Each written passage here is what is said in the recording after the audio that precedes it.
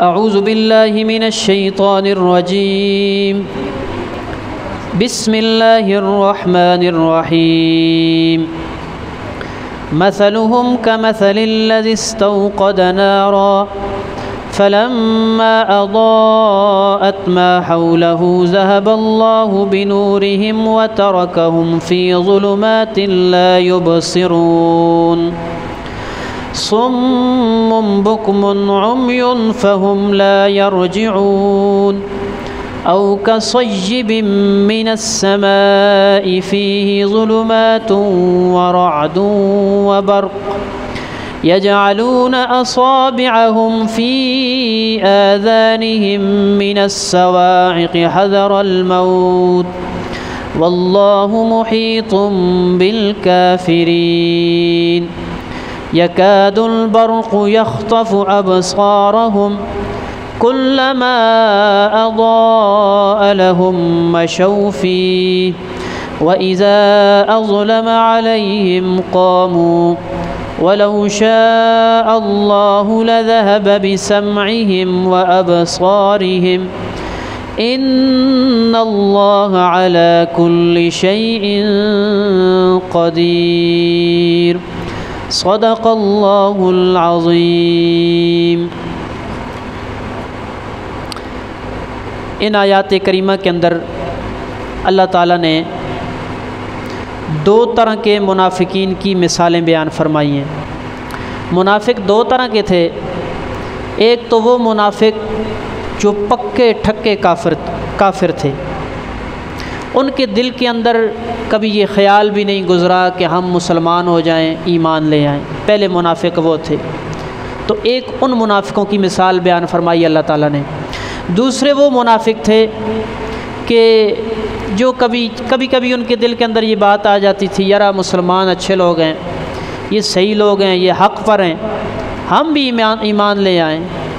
तो कभी कभी वो ईमान ले आते थे सच्चे दिल से, लेकिन जब देखते कि हालात दुरुस्त नहीं हैं, मुसलमान होने के बाद तो आज़ादी नहीं है, इत्तिबा ही इत्तिबा है, इताअत ही इताअत है, हम तो अपनी ख्वाहिशात के ख़िलाफ़ नहीं चल सकते, कभी जिहाद पर भी जाना पड़ता है, और भी बहुत से मसाइल परेशानियां सामने आती हैं।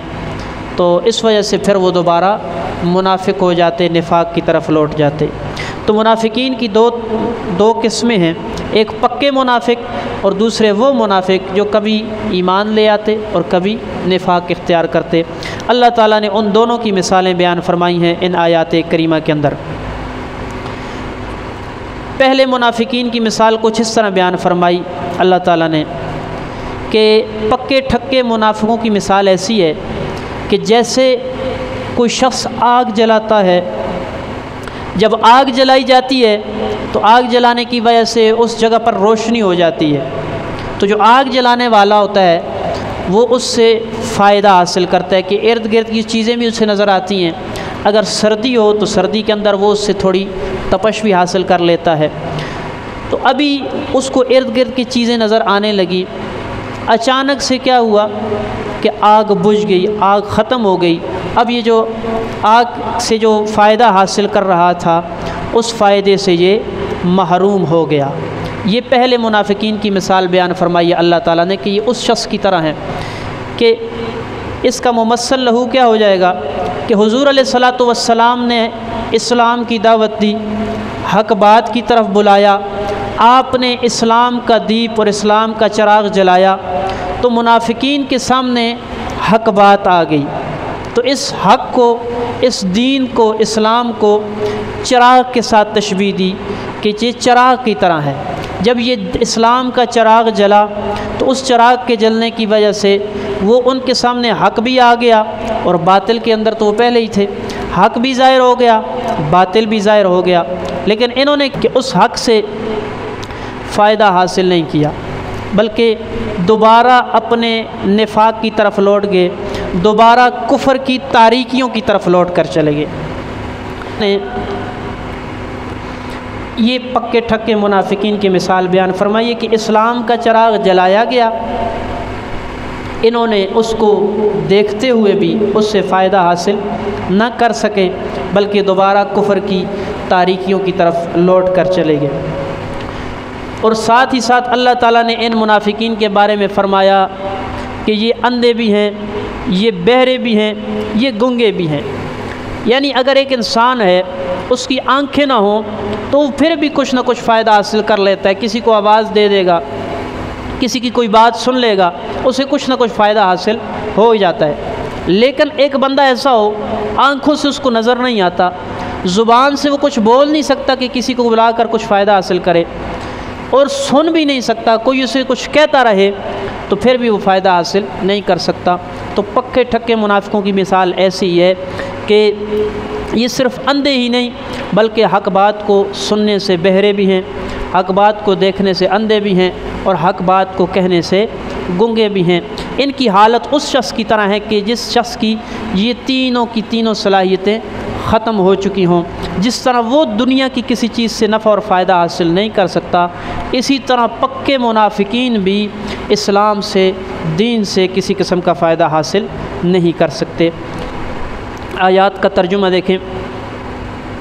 मसलुहुम, हालत उन लोगों की, उन पक्के मुनाफिकीन की हालत या उनकी मिसाल, कमसलिल्लज़ी इस्तौक़द नारा, कमसलिल्लज़ी, मिस उस शख्स की हालत की तरह है, इस्तौक़द जिसने जलाया, भड़काया, नारन आग को, फलम्मा अज़ाअत, पस जब रोशन कर दिया उस आग ने, अज़ाअत ये ज़िया से है, रोशनी, रोशन होना, उस आग ने रोशन कर दिया, मा हौलहु, अपने आस पास को, अपने इर्द गिर्द को। तो उर्दू के अंदर भी ये लफ्ज़ इस्तेमाल होता है माहौल, माहौल यानी इर्द गिर्द। मा हौलहु, अपने इर्द गिर्द को उसने रोशन कर दिया। ज़हबल्लाहु बिनूरिहिम, तो अचानक से अल्लाह ताला ले गए उसकी रोशनी को, यानी उसको बुझा दिया। व तरकहुम, और छोड़ दिया उनको, फ़ी ज़ुलुमातिन, अंधेरों में। ज़ुलुमात का ये ज़ुल्म का मतलब अंधेरा होता है, ज़ुलुमात ये ज़ुल्म की जमा है। फ़ी ज़ुलुमातिन, अंधेरे में छोड़ दिया। ला युबसिरून, ऐसा अंधेरा कि जिसमें वो कुछ नहीं देखते। सुम्मुम बुकमुन उम्युन, सुम्मुन वो बहरे हैं, उन्हें हक़ बात सुनाई नहीं देती। बुकमुन वो गूंगे हैं, उन्हें हक़ बात उनसे कही नहीं जाती। उम्युन वो अंधे हैं, हक़ बात को देख नहीं सकते। फ़हुम ला यरजिऊन, पस वो नहीं लौटेंगे, यानी हक़ की तरफ वो कभी नहीं आ सकते। तो ये मिसाल थी पक्के मुनाफिकीन की, जो दीन की तरफ, इस्लाम की तरफ, हक़ की तरफ कभी लौट कर नहीं आएंगे। और जो अगली आयात आ रही हैं उनके अंदर कच्चे मुनाफिकीन की मिसाल बयान फरमाई कि जो कभी ईमान ले आते और कभी इस्लाम से मुँह फेर लेते। उनकी मिसाल कैसे बयान फरमाई है कि जैसे कोई शख्स हो, वो बारिश के अंदर जा रहा हो। अब बारिश में जब इंसान चलता है तो बारिश में एक तो अंधेरा बहुत ज़्यादा होता है आम दिनों की बनिस्बत, दूसरी उसके अंदर गरज होती है, चमक होती है, बिजली होती है। ये बारिश के साथ अक्सर औकात होती हैं। अब ये जो चलने वाला है ये क्या करता है कि अपने कानों के अंदर उंगलियां डालता है उस गरज चमक जो आवाज़ है, उस आवाज़ के खौफ की वजह से। और इसको मौत का भी डर होता है, कहीं मेरे ऊपर ये बिजली गिर ना जाए और मैं मर ना जाऊं। तो ये मिसाल अल्लाह ताला ने बयान फरमाई कि कच्चे मुनाफिकीन की मिसाल भी ऐसी है। तो अब देखिए, अंधेरा बड़ा सख्त होता है तो बिजली चमकती है तो इंसान को थोड़ी बहुत रोशनी की वजह से कुछ रास्ता नज़र आता है तो वो चलना शुरू कर देता है। फिर जब अंधेरा छा जाए तो ये फिर रुक जाता है, अगर इसको रास्ते का इल्म ना हो। तो बिजली की चमकने की वजह से ये थोड़ा बहुत चलता है और फिर जब अंधेरा छा जाता है तो फिर ये रुक जाता है। तो ये मिसाल अल्लाह ताला ने दूसरे मुनाफिकीन की बयान फरमाई है कि अल्लाह ताला ने आसमानों से कुरान पाक को नाजिल फरमाया। जिस तरह बारिश नाजिल होती है इसी तरह अल्लाह ताला ने कुरान पाक को भी नाजिल फरमाया। अब बारिश के अंदर जिस तरह तारीकी होती है, जुल्मत होती है, अंधेरा होता है, इसी तरह मुनाफिकीन के अंदर भी अपनी ख्वाहिशात हैं, अपनी ज़ाती अगराज़ हैं, उन ज़ाती अगराज़ को, ख्वाहिशात को जुल्मत और अंधेरे के साथ तशबीह दे दी। और फिर फरमाया कि उस आसमानी बारिश के अंदर जो है वो गरज भी होती है। तो कुरान पाक के अंदर भी कुफ़र इख्तियार करने पर वईदें बयान फरमाई हैं, गरजदार किस्म की वईदें, तो इनको उसके साथ तशबीह दे दी।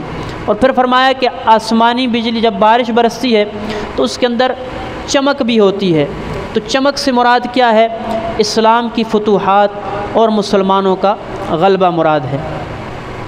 तो जिस वक़्त ये कुरान पाक नाजिल होता है तो मुनाफिकीन क्या करते हैं? गरज चमक को देखते हैं, वादे वईदों को देखते हैं, जन्नत जहन्नम का तज़किरा सुनते हैं। तो जिस तरह वो बारिश वाला शख्स उस गरज और चमक की वजह से अपने कानों में उंगलियां डालता है, इसी तरह ये भी जन्नत और जहन्नम के तज़किरों को सुनकर अपने कानों में उंगलियां डाल देते हैं कि हम कुरान न सुने।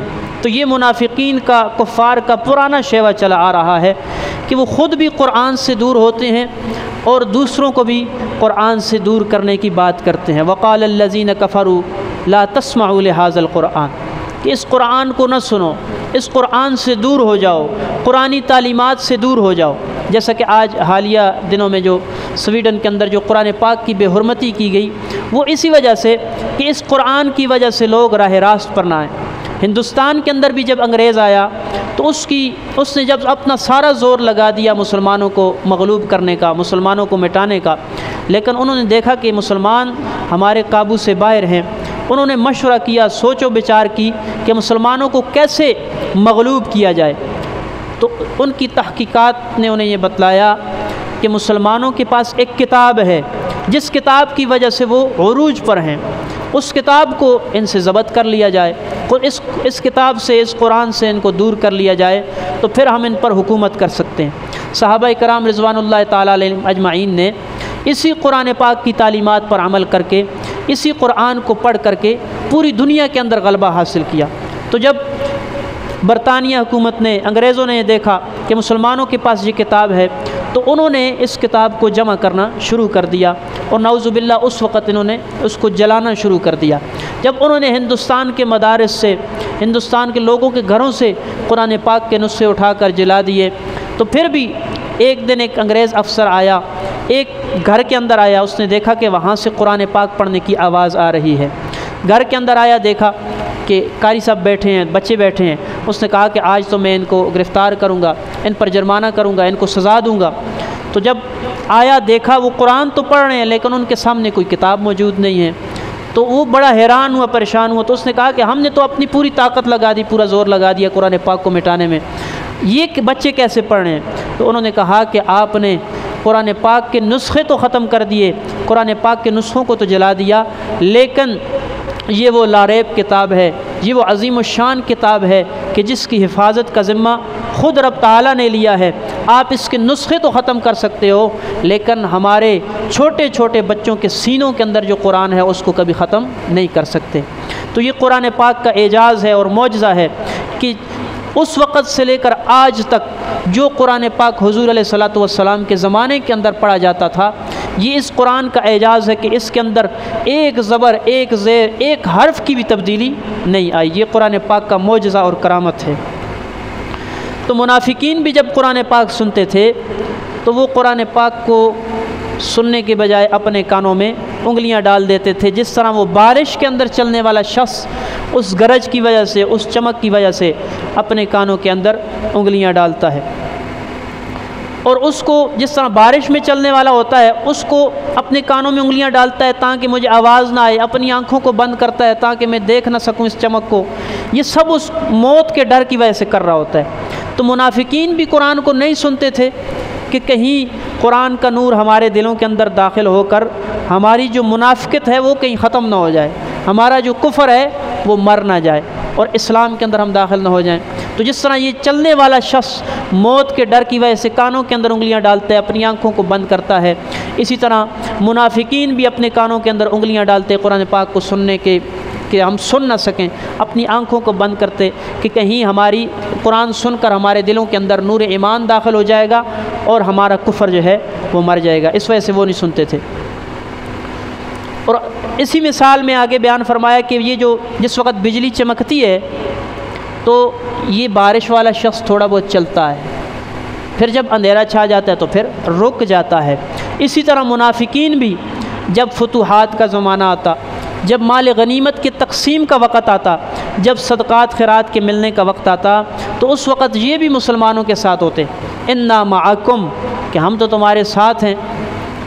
लेकिन जिस वक़्त कहा जाता भाई जिहाद के लिए निकलो, भाई कुर्बानी का वक़्त आ गया है, दीन पर फ़िदा होने का वक़्त आ गया है, तो मुनाफिकीन की ये पक्की अलामत थी कि वो उस वक़्त जिहाद से पीछे रह जाते थे। सूरह अहज़ाब के अंदर और दीगर सूरतों के अंदर भी, सूरह अनफ़ाल के अंदर भी, और इसी तरह सूरह बरात, सूरह तौबा जिसे कहते हैं, उसके अंदर मुनाफिकीन के मुकम्मल तज़किरे मौजूद हैं कि मुनाफिकीन की यह हमेशा से आदत थी कि वो अपने आप को जिहाद से दूर रखा करते थे।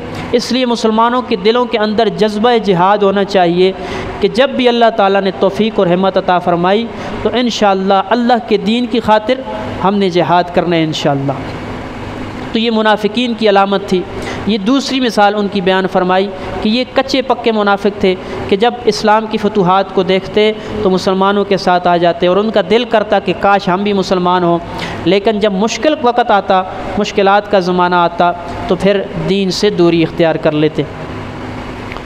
औ कसय्यिबिन, या उन मुनाफिकीन की हालत उस बारिश वाले की तरह है, बारिश की तरह है या बारिश वाले की तरह है, मिनस्समाई, जो बारिश आसमान से आती है, फ़ीही ज़ुलुमातुन, उस बारिश में अंधेरे भी हों, वरादुन, और गरज भी हो, व बरक़ुन, और चमक भी हो, यजअलूना, डालते हैं वो, असाबिअहुम, अपनी उंगलियों को, फ़ी आज़ानिहिम, अपने कानों में, मिनस्सवाइक़, कड़क की वजह से, हज़रल मौत, मौत के डर से, वल्लाहु, और अल्लाह ताला, मुहीतुम बिल काफिरीन, इहाता करने वाले हैं काफिरों का, यकादुल बरक़ु, करीब है कि बिजली, यख्तफ़ु अबसारहुम, उचक ले उनकी निगाहों को, उनकी आँखों को, जब चमकती है तो चमक की वजह से, कुल्लमा अज़ाअ लहुम, जब कभी, कुल्लमा, जब कभी, अज़ाअ लहुम, चमकती है उनके लिए बिजली, मशौफ़ी, तो चलने लगते हैं उसमें, व इज़ा, और जब, अज़लमा, छा जाता है उन पर अंधेरा, क़ामू, तो वो खड़े हो जाते हैं, अज़लमा अलैहिम, छा जाता है उन पर अंधेरा, क़ामू, तो खड़े हो जाते हैं, वलौ शाअ अल्लाहु, और अगर चाहता अल्लाह ताला, लज़हब बिसमइहिम, तो छीन लेता या ले जाता उनकी सुनवाई को, सुनने की ताकत को, व अबसारिहिम, और उनकी बिनाई को यानी देखने की ताकत को, इन्नल्लाह, बेशक अल्लाह ताला, अला कुल्लि शैइन, हर चीज़ पर, क़दीर, क़ादिर है, अल्लाह ताला हर चीज़ पर क़ादिर है। इमाम अहलुस सुन्नत रहमतुल्लाह ने यहाँ पर एक वाक़या ज़िक्र फरमाया है कि हिंदुस्तान के अंदर एक हिंदुओं का बड़ा पंडित था, दयानत सरस्वती। उसने मुसलमानों को चैलेंज किया कि तुम्हारे कुरान पाक के अंदर ये आयत मौजूद है, इन्नल्लाह अला कुल्लि शैइन क़दीर, कि अल्लाह ताला हर चीज़ पर क़ादिर है। तो फिर उसने सवाल किया कि क्या अल्लाह ताला चोरी करने पर भी क़ादिर है? ये उसने एक उल्टा सा सवाल किया। तो उस वक़्त हज़रत मौलाना क़ासिम नानोतवी रहमतुल्लाह ताला, उन्होंने उसके जितने भी एतराज़ात थे इस्लाम पर, कुरान पर, उसके जवाब में मुकम्मल किताब लिखी और उसके इस एतराज़ का भी जवाब दिया कि उन्होंने कहा कि चोरी कहा जाता है कि किसी दूसरे की मिल्कियत के अंदर कोई चीज़ मौजूद हो, उसको जाकर बग़ैर इजाज़त के उठा लेना, इसे चोरी कहा जाता है। और कायनात के अंदर तो कोई ऐसी चीज़ है ही नहीं जो अल्लाह की मिल्कियत से बाहर हो, तो सारी कायनात ही अल्लाह की मिल्कियत के अंदर है, लिहाजा अल्लाह ताला कैसे चोरी कर सकते हैं। इन्नल्लाह अला कुल्ली शैइन क़दीर। जो कुछ कहा सुना अल्लाह ताला अमल की तौफ़ीक़ अता फ़रमाए। व आखिरु दावाना अनिल हम्दुलिल्लाहि रब्बिल आलमीन।